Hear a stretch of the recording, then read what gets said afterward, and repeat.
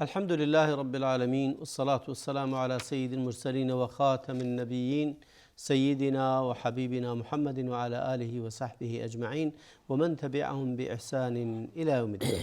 با عرض سلام و درود خدمت شما بینندگان عزیز و روزه‌داران گرامی، با آرزوی قبولی طاعات برای همه شما عزیزان، برنامه امروز رو هم در مورد احکام روزه شروع می‌کنیم. اونی که متعلق به روزه هست رو در این روز در این برنامه در حد توان به اون خواهیم پرداخت و امیدوارم پای گیرنده‌هاتون باشید و سوالی که برای شما مطرح هست رو از این برنامه دریافت کنید. مهمان گرامی برنامه ما امروز جناب شیخ عبدالله کشکار هستند. عرض سلام دارم خدمت. علیکم السلام رحمت الله و برکاته. بنده هم به نوبه خودم از جناب عالی و به جناب عالی و بینندگان از محترم سلام عرض میکنم. السلام علیکم و رحمت الله و برکاته و در خدمتتون هستم. بسیار متشکرم. با آرزوی قبولی طاعت برای شما که زحمت کشیدید و تشریف آوردید. اما در مورد رمضان و روزه رمضان اگه بخوایم تعریف خیلی سریع و کوتاه داشته باشیم از این که هر عبادت یه تعریف اصطلاحی و فقهی داره، حالا تعریف لغوی رو خیلی بهش نمیپردازیم چون وقت برنامه محدود هست. در ابتدا عرض کنم برای اینکه بنا به فرموده الله واحد عز وجل یا ایها الذین آمنوا کتب علیکم الصیام كما كتب على الذين من قبلكم لعلكم تتقون و فمن شهد منكم الشهر فليصوم. پس اینجاست که ماه مبارک رمضان واجبی است بر تک تک مسلمانان. و من باب فایده باز هم اشاره کنم بر این که ماه مبارک رمضان در سال دوم هجری فرض شده و پیامبر ما علیه الصلاة و السلام همونطوری که روایت شده 9 ماه مبارک رمضان پیاپی چه به روزه سپری کردن. این مورد اول. مورد دوم اشاره کنیم بر این که ماه مبارک رمضان همونطوری که اشاره شد به عنوان یک فریضه الهی، اینجاست که ماه مبارک رمضان از فضایل خاصی برخورداره که در نشست گذشته به اون اشاراتی داشتیم. الان روزه به چی معناست و یا اینکه روزه چگونه به طور غیر مختصر اینجاست که روزه گرفتن در ماه مبارک رمضان به لحاظ لغوی امساک گفته می شود، یعنی پرهیز از هر چیزی. در اصطلاح شرعی این است که یک فرد مسلمان از همان طلوع فجر تا غروب آفتاب در واقع از انواع و اقسام مفطرات چه پرهیز کند. الان این انواع و اقسام مفطرات می تواند آب باشد، می تواند در واقع خوراک باشد، آشامیدن و مجامعت کردن. احسنت. پس اینجاست که در این مقطع زمان از فجر تا غروب به لحاظ شرعی این که یک فرد مسلمان از همین اشیایی که ذکر شد چه پرهیز شود و این در واقع همون مختصری است از معنای اصطلاحی و شرعی ماه مبارک رمضان. بله. روزه آیا شبیه همین روزه‌ای که در اسلام فرض هست در ادیان دیگه هم به همین شیوه فرض بوده است؟ بله، با توجه به همین آیه کریمه قرآن کریم که تلاوت شد کتب علیکم، بله، پس این ماه مبارک رمضان به همان گونه که بر امتهای قبل از شما پیش از شما ماه مبارک رمضان بوده یا روزه فقط؟ روزه بوده. به همون شیوه که در اقوام قبل از شما روزه واجب بوده، الان این روزه هم بر شما چه واجب شد، اما کیفیت فرقه. همان گونه که در واقع سایر عبادت ها به این گونه باشند، اما چگونگی و کیفیت این عبادت ها از اون چیزی که در دین مبین اسلام بعد از اون چی بر پیامبر علیه الصلاه و السلام نازل شده و مختص به شریعت اسلامی با دیگر شریعت های ما قبل از اون فرق و تفاوتی دارد. ثبوت رمضان با چه چیزی ماه رمضان ثبوت میشه؟ بنا به روایتی که در این مورد داریم، پیامبر علیه الصلاه و السلام صوموا لرؤیته و افطروا لرؤیته. پس اینجاست که ثبوت یک به رؤیت است. یک رؤیت است. بله. مورد دوم الان ممکن است در واقع بنا به اینکه یعنی رؤیت هلال رمضان رو رؤیت کنن، با چشم ببینن. بله، صوموا لرؤیته. یعنی پس اینجاست که رؤیت ماه مبارک رمضان با همون دید بصری چه مشاهده شود. بله. این همون مد نظر اسلام صوموا لرؤیته و اینجاست که آیا در رؤیت اون لازم هست که مردم همه ببینن، چند نفر ببینن و چه اندازه از دیدن ثبوت میشه؟ نه، لازم نیست که در واقع تک تک مسلمانان بایستی این ماه را ببینن تا اینکه این ماه بر اونها واجب بشه. کافی است همانطوری که روایت شده این که یک فرد واحدی در عادل باشه. بله بله، بنا به شرط و شروط خاصی که داشته باشد، این یک فردی برای اون ثابت بشه رؤیت هلال، اینجاست که دیگر ماه مبارک رمضان برای همه ثابت میشه به نمایندگی از کل امت. ولی خب اینجاست که شرط و شروطی قرار داده میشه، نه اینکه یک وقتی شخصی که یعنی قاضی یا دادگاه باید ازش بپذیره این شهادت رو.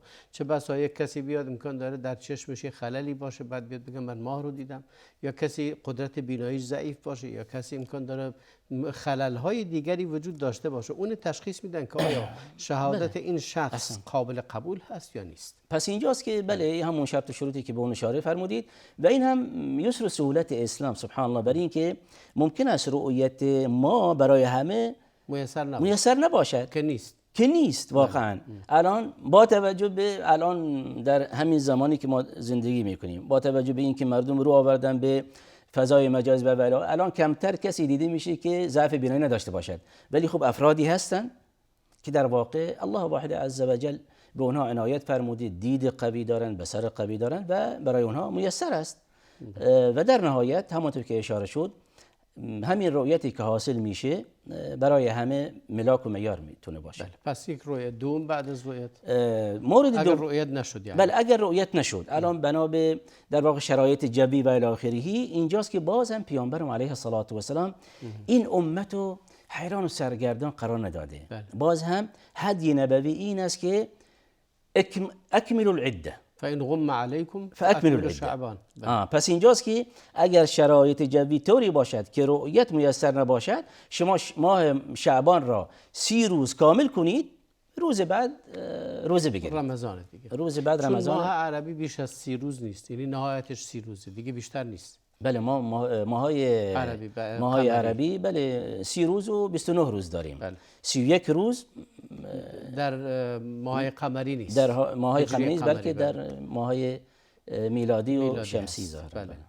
بسیار عالی. پس به این دو شیوه ثابت میشه. آیا اختلاف مطالع قابل قبول از نظر فقهی؟ این هم خودش یک بحثی است که در واقع البته به طور خلاصه این است که قابل قبول میتوان عنوان کرد، که به عنوان مثال الان بعضی از اینو اشاره داشته باشم، قولی برای اهل علم که در واقع اگر در یک نقطه از جهان اسلام در اونجا رؤیتی شد، میتواند برای عموم مسلمانان، برای عموم امت اسلامی ملاک باشه، حجت باشه.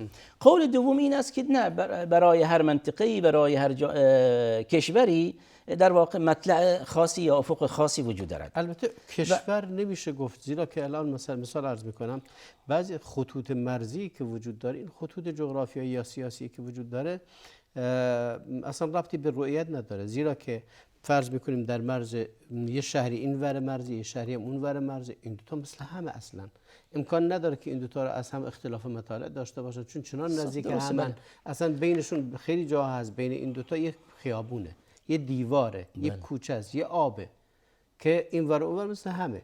ولی مرکز امکان داره مرکز یک کشوری با مرکز کشور دیگه هزاران کیلومتر فاصله داشته باشه. بله حتما فرق داره.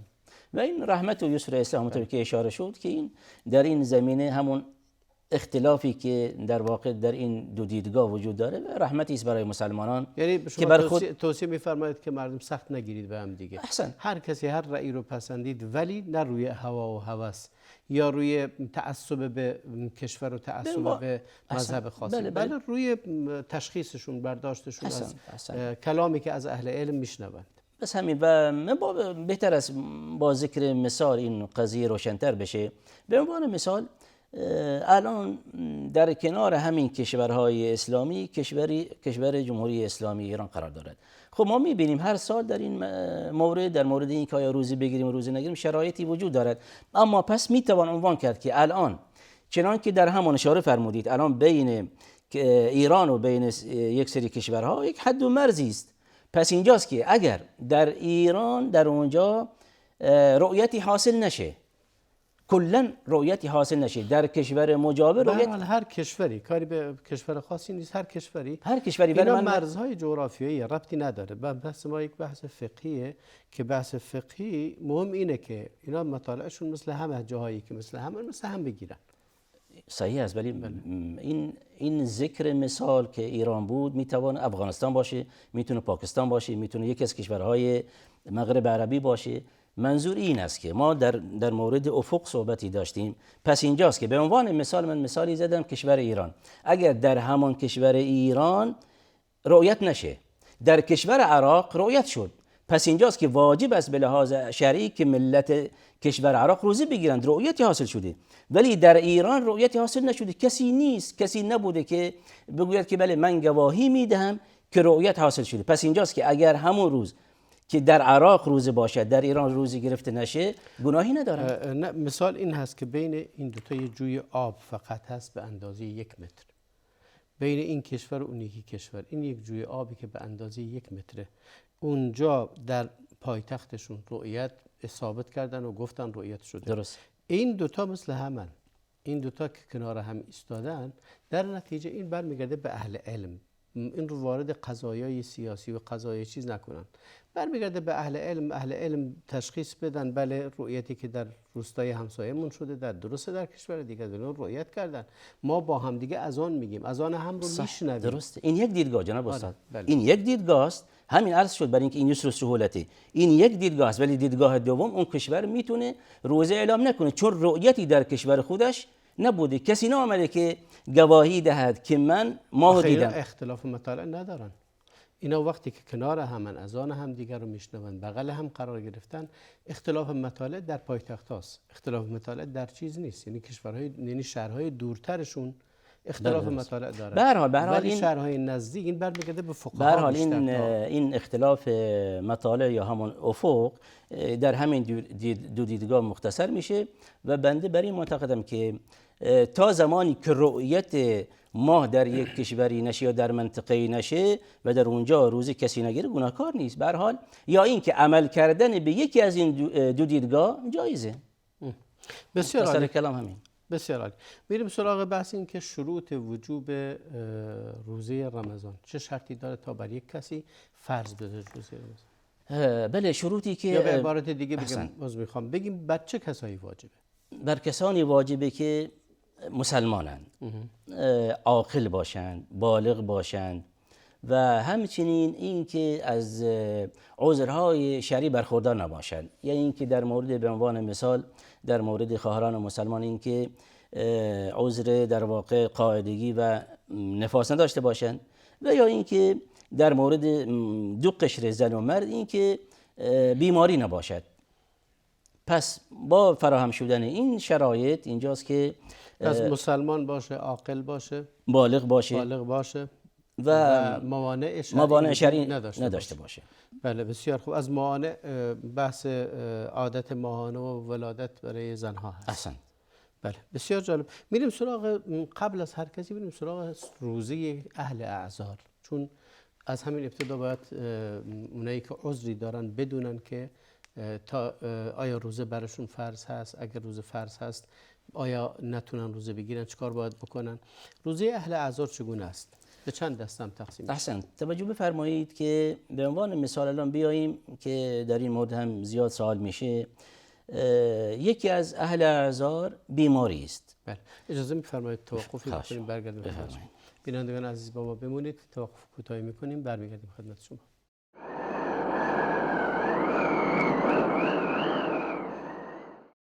با سلام دوباره خدمت شما بینندگان عزیز.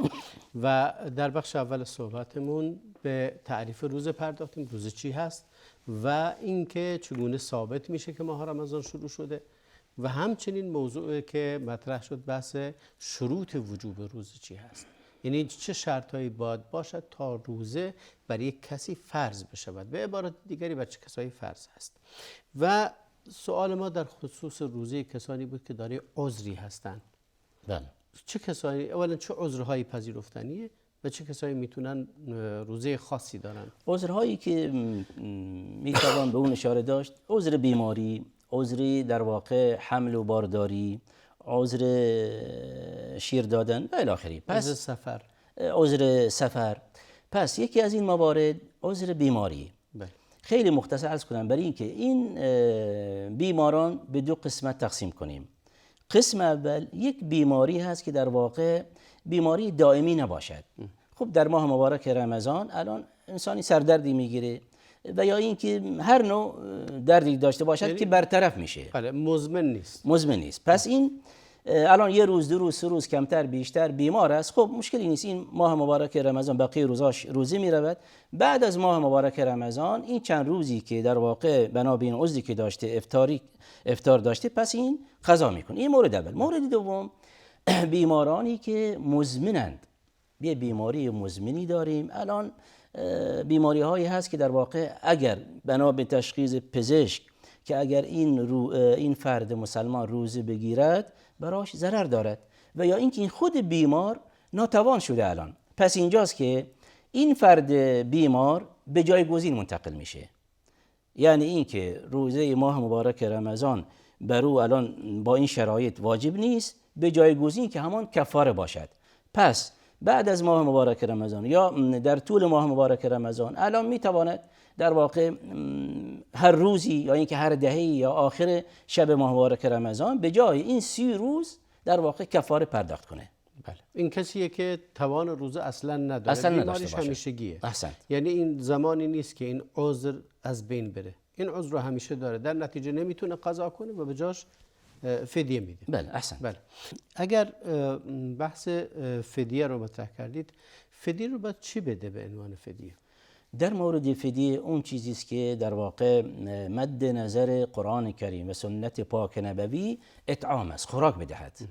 به جای هر روزش بنا به در واقع اون مقداری که تعیین شده، به جای هر روز اطعام مسکین چه از خوراک بدهد، همون خوراک معمولی که هر کسی در منطقه خودش چه در اونجا مصرف میشه. مقدارش چقدر هست؟ آیا اگر کسی مثلا یک وعده غذا بدهد، یک وعده غذای آماده، فرض کنید در هر جایی که از حالا این وعده غذایی که آماده است بنا به وسع و توان خودش، اونی که خودش میخوره، آیا یک وعده غذا کافی هست؟ بله الحمدلله. این هم جایزه که چه غذا خشک باشه، خوراک خشک بدهد پرداخت کند، یعنی پخته نباشه، و یا اینکه همونطور که اشاره فرمودید غذای پخته و آماده روزانه به یک مسکینی پرداخت کند، جایزه و در واقع به عنوان فدیه پرداخت شده. یعنی میتونه این کار رو در ماه رمضان بکنه، مثلا وقت افطار به یک روزه‌دار غذا بده به فدیه روزه‌ای که نگرفته. روزانه میتواند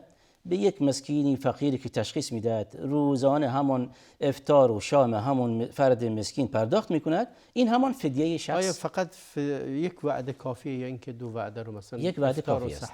یک وعده کافی است. بله. و اگر 2 وعده بدهد یعنی اینکه در واقع صدقه به اضافه اجر و ثوابش بیشتر است. بله. بسیار جالب. اگر مواد عینی بدهد، غیر از مواد پخته نباشه، غذا مواد خام بدهد، چی باید بدهد و چقدر؟ میتوان برنجی بدهد، میتواند در واقع از قوت خودشون، از قوت همون غذاهای رایج در همون منطقه.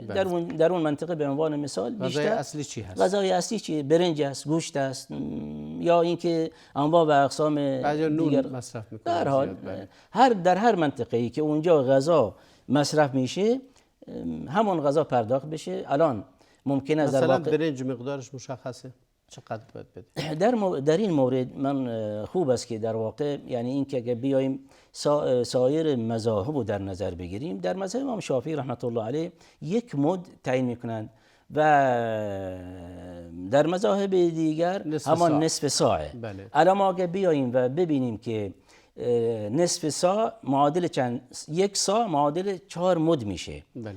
الان 1 مدش تقریبا همونطور که گفته میشه 550 الی 600 گرمه. پس 1 ساع حدود حداقلش 2 کیلو خورده نیمه و حد اکثرش 3 کیلو. پس اینجاست که من فکر میکنم اگر یک فرد مسلمانی بیاید حد اقل رو در نظر بگیره که همان 600 700 گرم و حد اکثر حد اعلای اون بگیرد که 1 کیلو و نیم 1500 گرم، بله. در این محدود بنا به شرایط مادی خودش پرداخت کند جایز می باشد. بله. از مواد غذایی که از مواد غذایی اونجا. اگر قوت اصلیشون برنج بده، اگر قوت اصلی نان، آرد یا گندم بده. احسن. بله. بسیار جالب. این از فدیه کسی است که بیماریش مزمن نمیتونه روزه بگیره اصلا. احسن. پس اونایی که عذر دارن، مریضن، عذرشون بیماری هست یا بیماری موقته و میتونن بعدا روزه رو باید قضا کنن بعد اینکه شفا یافتن. اونایی هم که مزمنه فدیه میدن و قضیه تموم شده. هیچ چیز دیگری لازم نیست. چیزی دیگری لازم نیست. بله. اونهایی که اشاره اونهایی که مزمنن به جایگزین منتقل میشه با همین توضیحی که دادیم. اونهایی که نه قضاشو میگیرن. الان بعد ماه مبارک رمضان در واقع باز هم در این مورد بنا به قول صحیح این است که بعد از ماه مبارک رمضان اگر در واقع سعی کنند که زودتر اینو قضا به جا بیارن چه بهتر، و اگر هم این کارو نکنند در طول سال تا از این ماه مبارک رمضان تا قبل از رمضان آینده میتوانند در واقع یعنی لازم نیست که حتما پشت سر هم باشه قضای رمضان. احسنت، لازم نیست. بله میتونن کم کم این رو میتوان هفته یک روز یا اینکه ماه یک روز و الی آخره. بسیار عالی، بسیار عالی. به صورت متفرق. روزه مسافر چگونه است؟ روزه مسافر باز هم همینطور. روزه مسافر زمانی که یک فرد مسلمان به سفری برود، الان مطلق سفر در نظر بگیریم، همون نیت و قصد سفری که داشته باشد، این رخصت هست برای این فرد مسلمان که من الان مسافرم. زمانی که به سفر رفت پس اینجاست که روزهش چه میتواند چه بخورد و باز هم بعد از ماه مبارک رمضان بتواند چه قضا کند و جبران کند. باز هم وقتش مفتوحه، یعنی پشت سر هم نیست و حالت تراخی هست. احسنت، حالت تراخی. و جالب اینجاست که کسی فکر نکند که من الان در مسافرم، و این هم دو قیدی هم عنوان میشه، مخصوصا اگر در سفر مشقتی باشه. بله. که مستحب است برای اینکه یک فرد مسلمان روزی نگیرد و موکول کند به بعد از ماه مبارک رمضان. چرا که ما روایتی داریم که الله واحد عز وجل در واقع خوشحال می شود به همان گونه که دوست دارد، یعنی اخذ برخص، دوست دارد که واجبات رو یک فرد مسلمان به جا برد، باز هم این که در واقع این رخصتی که الله واحد عز وجل در اختیار بندگانش قرار داده است از اون چه استفاده کنند. بسیار جالب. یک سوال اینجا مطرح میشه، آیا حدی داره بحث کسی که مریضه، حالا فرض کنید سرماخوردگی معمولیه، آیا این رخصت برای هر نوع مریضی هست یا نه مریضی که باید سخت باشه، باید مشقت باشه، باید چیز خاصی وجود داشته باشه؟ به هر حال رخصت به طور عام وارد شده برای هر کسی که میشه بهش گفت مریض. احسن. برای هر شخصی که همان لفظ مریضی یا بیماری بر او اطلاق میشه، الان ممکن است یک سرماخوردگی هم باشه، ولی خب سرماخوردگی باز هم نزد افراد یکی نیست. یکی با همان سرماخوردگی در واقع براش خیلی مشقت آوره و برای بعضیا چنین نیست. پس اینجاست که اگر این فرد مسلمان خودش احساس میکند که همین سرماخوردگی برای من واقعا دردسر آوره، اجازه هست و رخصتی هست و این یسر و سهولت دین مبین اسلام. الحمدلله. این رو عرض کردم که احساس گناه نکنه کسی که حالا یک سرماخوردگی، یک سردرد معمولی، مادامی که خداوند بهش رخصت داده، فرموده فمن کان منکم مریضا و علی سفر فعدة من ایام اخر. همچنین در مورد مسافر، آیا ملاک و معیار سفر مشقته یا مسافرته؟ و جالب دنبال اینا یرید الله بكم اليسر ولا يريد بكم العسر. الله واحد عز وجل در واقع آسون گرفته برای بندگانش و این بندگان در واقع بعضی از بندگان متاسفانه الان ممکن است در نتیجه اینکه جهل به تعالیم دین و جهل به احکام روزه در واقع بر خودشون سخت میگیرند. بیماری سختی هم داره ولی خب اصرار میکند که من نباید روزه بگیرم و در نهایت در نتیجه این بیماریش حادتر میشه و الله واحد عز وجل اینو در واقع نمیپذیره. بله. پس روزه اهل اعذار این شد. میریم سراغ کسایی که شاید در آیه قرآن بحث اونها نشده، زنانی که در عادت ماهانه هستند و یا ولادت بچهشون بوده روزه نمیگیرند. این به حدیث ثابت است، به آیه قرآن ثابته. آیه در زیر همون مسئله مریض بودن قرار میگیرند؟ بله، به همان گونه که در مورد دیگران اعذار دیگری اشاره داشتیم، الان اون چیزی که در دین مبین اسلام مطرح است، زنی که در واقع در عذر شرعی به سر میبرد، اینجاست که روزش نمیگیرد. حرام روزه بگیره، حرامه.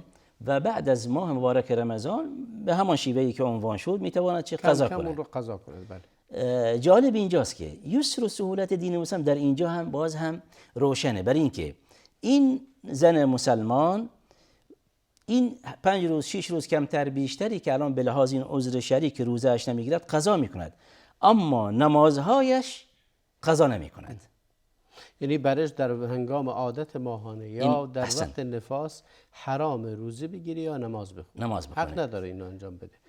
ولی در قضا میکنه اما نماز رو قضا نمیکنه. برش نیست. احسن. و این یسر و سهولت اسلام برای اینکه نماز در واقع تکرار میشه، اما ماه مبارک رمضان در سالی چند روز شاید به خاطر عادت ماهانه نتونه روزه بگیره. به این فضل الله واحد عز و جل.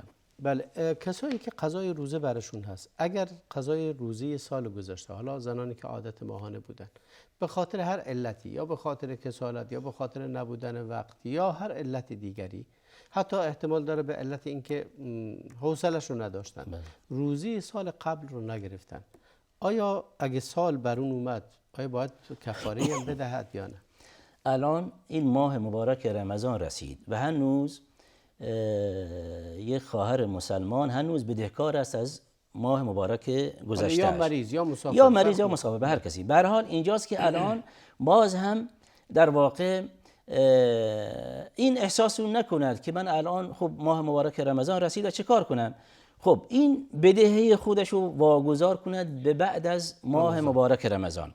الان یک مسلمانی که بیمار بوده، شرایط براش فراهم نشده تا اینکه ماه مبارک رمضان امسال رسید، هنوز بدهکار است. پس بعد از این ماه مبارک رمضان بدهی خودش رو به جا بیاره بدون در واقع اینکه گناهی مرتکب شده و بدون اینکه کفاره و یا فدیه هم شامل حالش بشه. اما یک مسلمانی که در واقع صحیح و سالم باشد، هیچ عذری هم نداشت، اما از روی سستی و کسالت همینطور در واقع ادامه داد تا این ماه مبارک رمضان الان دریافته. روز فردا کرده تا رمضان بعد. پس اینجاست که یک تنبیه شرعی وجود دارد. ضمن قضا کردن این فرد مسلمان یک فدیه هم به ازای کفاره میده. کفاره به ازای هر قضای هر روز یک کفاره هم داده بشه. آیا دلیلی در شرع در حدیث اومده بر اینکه کفاره برش واجبه یا اجتهاد فقهیه؟ اجتهاد فقهیه. بله. اجتهاد فقهی و در واقع چون عبادات کفاره گناهان میشن، از این جهت رو ذکر کردم. توقفی میکنیم برمیگردیم خدمت شما. بینندگان عزیز با ما بمونید، توقف کوتاهی میکنیم و برمیگردیم.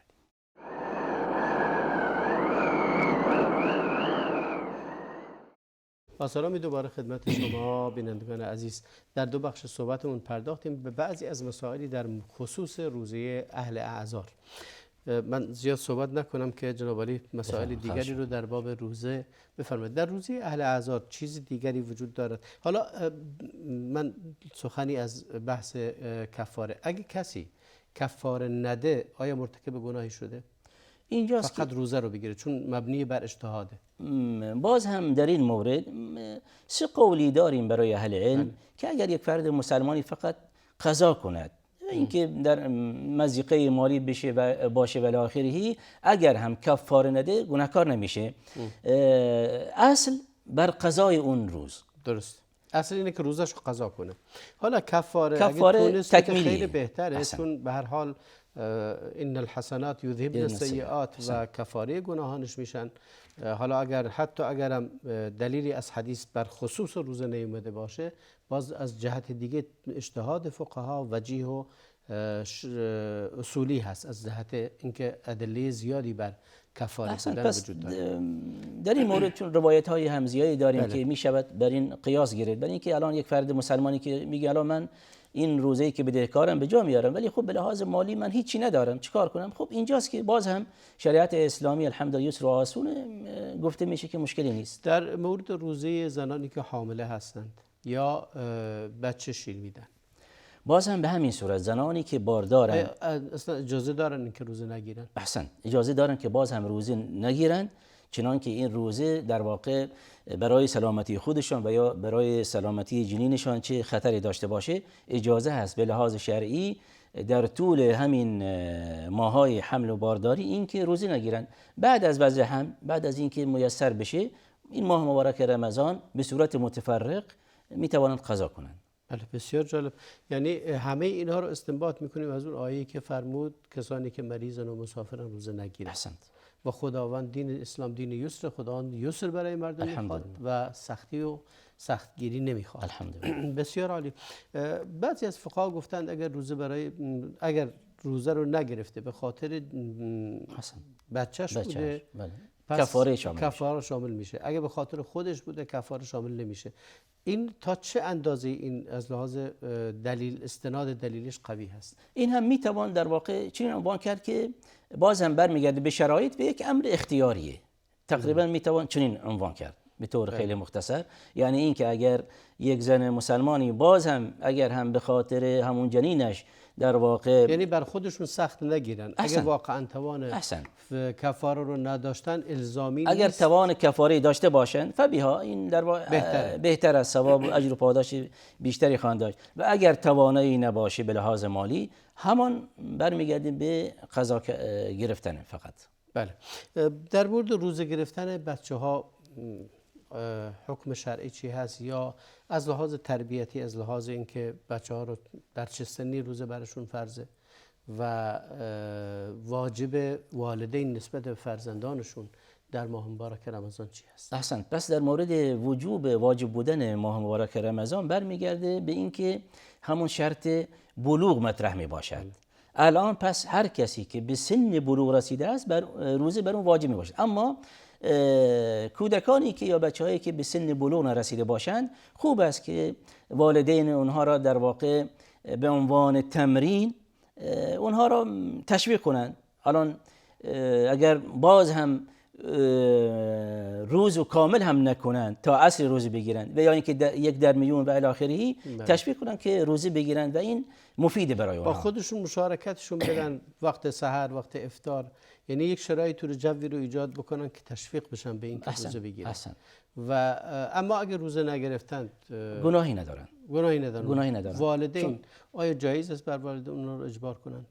نه، جایز نیست که والدین مادامی که مکلف نیستن، زمانی که مکلف نیستن، فقط تشویق ترغیب. اما این که اجبار کردن یک کودک ممکن است ایجاد تنفر بشه و این کودک در واقع در ذهنیتش ایجاد بشه که ماه مبارک رمضان ماه سختی بوده. اگر این بچه‌ها روزه گرفتن و نصف روز روزه را خوردن، نباید نه توبیخ بدنی، نه توبیخ حتی کلامی، نه اخم کردن، بلکه حتی امکان داره باشون مزاح کردن و شوخی کردن در این باب عادی باشه تا احساس شرم نکنن از اینکه نتونستن روزه گرفتن. بالعکس باید تشویق و ترغیب بشن که امروز اینو تا ظهر رسوندی، اگر هم بتونی تا عصر هم برسونی چه بهتر که جایزه‌ای در نظر گرفته بشه که این بچه تشویق بشه در نهایت. و والدین به خاطر این کارشون اجر دارن 100%.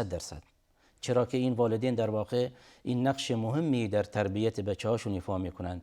این بچه از همون سنین کودکی آشنا میشه با آداب و رسوم یک فرد مسلمان، با عبادت‌ها، با فرضیت ماه مبارک رمضان. این در وجود یک کودک در واقع در ذهنیتش ایجاد میشه که من به سن بلوغ برسم ان شاء الله دیگه همانند الان پدر و مادرم که روزه میگیرن من هم روزه میگیرم و این اجر و پاداش عظیمی است در پرونده اعمال در والدین چه نوشته میشه. ارکان روزه رو اگر بخوایم به صورت خلاصه بگیم، ارکان روزه چی هست؟ اولا تعریف بفرمایید که رکن چیه؟ چرا بهش میگیم رکن؟ رکن این است که در واقع در هر عبادتی ما ارکانی داریم، یعنی این که اون عبادت بدون این رکن باطله. الان در مورد ماه مبارک رمضان باز هم ارکانی وجود دارد. پس رکن مهم در این امساکه، یعنی این که نیت بعد امساک، نیت و امساک. پس اینجاست که امساک از همان طلوع فجر تا غروب آفتاب، اینکه چیزی شیئی چه میل نکنیم. مورد دوم که در ابتدا هم می باشد همان نیت است و نیت به همان گونه که رکن است در اینجا شرطی است برای تمام عبادت ها. برای اینکه یک فرد مسلمان الان در مورد نیت کافی است که همان ابتدای ماه مبارک رمضان قلبا اینو ایجاد بشه به عنوان قصد و نیت برای اینکه بله من روزه کل ماه مبارک رمضان به جا میآورم، و یا اینکه شبانه اون نیت حاصل بشه، این هم امر میسر است. اون حدیثی که میفرماید روزه ندارد کسی که در شب نیت نکرده باشد، چرا شب رو اختصاص داده؟ چون به هر حال این دیگه دو وقتی وارد روز شد نمیتونه نیت کنه. احسن. پس نیت در واقع از همان عبادت باید پیشی بگیره، بله. سبقت بر همان عبادت. اینجاست که شب همون و به ویژه به عنوان مثال این نیت، ما بحث نیت داشتیم، باز هم همان فرد مسلمانی که در وقت سحر بلند میشه، سحری میل میکند، یعنی این چه ناخواسته اون نیت در قلب او چه ایجاد اون میشه. نیت وجود داره. نیت یعنی همون قصدی که در قلب، قصد اگه به زبان هم نگه هیچ اشکالی نداره. نه لازم نیست به جا آوردنه. به زبان لازم به نیست. زبان در مورد حتی نماز و غیره همه عبادت ها لازم. معنی خودش واضحه. نیت یعنی اونی که در نیت میکنیم، ما نوا. بله، انما الاعمال بالنیت.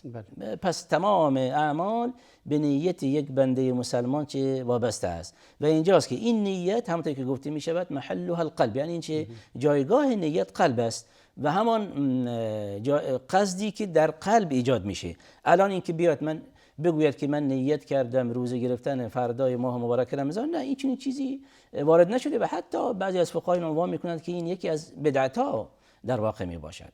بله.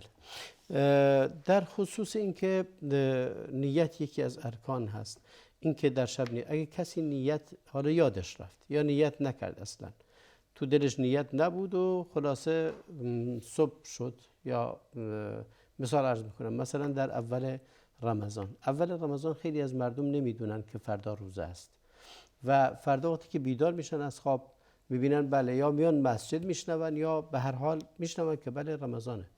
اینهایی که نیت نداشتن آیا روزه رو بگیرن یا چکار کنن؟ اینهایی که نیت نداشتن بایستی روزه بگیرن، ولی این روزشون باید قضا کنن. یعنی اون روز رو نباید چیزی بخورن. احسن. و آیا به عنوان روزه براشون پذیرفته میشه؟ پذیرفته نمیشه، چرا که نیتی نداشتن. درست. یعنی رکن، ولی اجر دارن. ولی اجر و پاداش دارن، چرا که امساک داشتن و این احترام به ماه مبارک رمضان. این مورد در مورد روزه نافله ممکن است یک فرد مسلمان بدون نیت صبح بلند بشه و یک حدیثی هم هست که صحابه بعد شنیدند که در جای روزه گرفتن یا عید کردن، بعد اونم وسط روز این کارو کردن. بله، در این مورد هم بله روایتی داریم و اینجاست از این روایت گرفته میشه که من باب استحباب اگر نیتی نباشد در ماه مبارک رمضان، این که این روز امساک کنه، به روزه سپری کنه همانند دیگر مسلمانان، ولی این روزو چه در نهایت قضا کنه، به جا بیاره. بعضی وقت خیلی اتفاق افتاده در گذشته به خاطر رؤیت و نبودن تواصل سریع بین مردم اتفاق افتاده و الان هم همچنین خیلی جاها هست که اتفاق میفته در روز متوجه میشن که بله رؤیت شده و اینا خبر نداشتن. بسیار جالب. پس نیت بسیار مهمه که انسان نیت کنه. رکن دوم عبارت از امساک از خوردن و آشامیدن و مجامعت و همبستر شدن یا هر چیزی که در معنای اینها هست. احسنت. در معنای خوردن و آشامیدن. خیلی چیزا از خوردن و آشامیدن نیست ولی در این معنی. این دو رکنه. میریم سراغ این که مبتلات روزه چیه؟ چه چیزی روزه رو باطل میکنه؟ از مبتلات روزه در واقع همونطور که اشاره شد این است که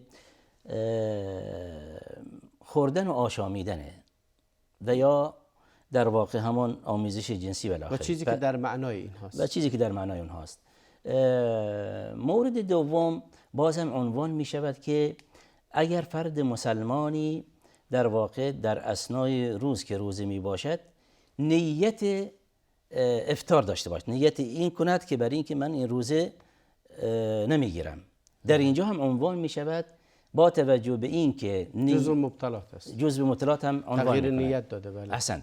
و باز هم در مورد خواهران این است که چنان که عذر شرعی در اثنای روز اتفاق بیفته باز هم چه از مفترات، یعنی این که روزشون باطله حتی اگر در نهایت وقت هم این عذر شرعی برای اونها پیش بیاد، پس اینجاست که این روز بایستی چه قضا کنند.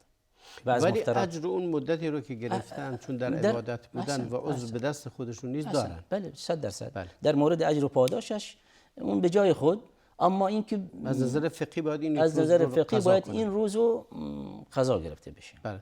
اگر لحظاتی هم باشه، یعنی دقایقی قبل از اذان مغرب هم این اتفاق براشون بیفته، روزه اون روزشون باطله و حرام ادامه بدن به روزه. باید حتما روزه رو افطار و کنیم. من باب فایده بله. اضافه بر این هم اشاره کنیم، برای اینکه برخلاف این هم اتفاق میفته برای خواهر مسلمان که در واقع در نهایت وقت پاک میشه. نه در نهایت وقت، بلکه بعد از طلوع آفتاب یا بعد از طلوع فجر احسنت. که کل روز رو وقت داره اما نمیتونه روزه بگیره. احسنت، این هم اتفاق میفته. ولی باز هم مورد دیگری که الان ممکن است لحظاتی قبل از فجر این خواهر چه پاک بشه، به لحاظ شرعی الان روزه بر اون واجب برای میشه. اون واجب بشه حتی اگر غسل نکرده. احسنت، غسلش واگذار کنه بعد از نماز فجر، هیچ مشکلی نیت نیست. کنه روزه بگیره، احسن. ولی بعد از فجر میتونه غسل کنه و نمازش احسن، دیگه بخونه. چون که خیلی حساب درصدی از خواهران هستن و یا دیگر مسلمان حتی در جنابت که باشند فکر میکنن که واگذار کردن بسیار غسل. متشکرم از حضورتون جناب شیخ عبدالله کرشکار و از شما بینندگان عزیز که این لحظه با ما بودید. بسیار متشکرم. خدا را میخوانم که عبادت و طاعت همه ما رو بپذیرد، دعاهامون مستجاب باشد و توفیق بدهد که این ماه رو با کاملی روزه بگیریم و از اون بهره مند باشیم. آمین. و صلی الله و بارک علی نبینا محمد و علی آله و صحبه اجمعین.